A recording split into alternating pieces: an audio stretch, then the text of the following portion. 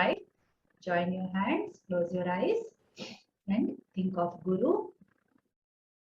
Gurumeva gati, Gurumeva bhaje, Gurunaiva sahasmi namo Gurave. Na Guro paramam shishurasmi Guro, Matirasti Guru mama pahi Guru.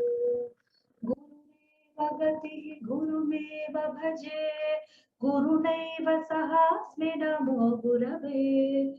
न गुरो परमं शिशुरस्मि गुरो मतिरस्ति गुरो मम पाहि गुरो गुरुरेव गतिः गुरुमेव भजे गुरुणैव सहास्मि नमो गुरवे न गुरो परमं शिशुरस्मि गुरो मतिरस्ति गुरो मम पाहि गुरो. Okay. So Vishwanatha Mahodaya will be joining us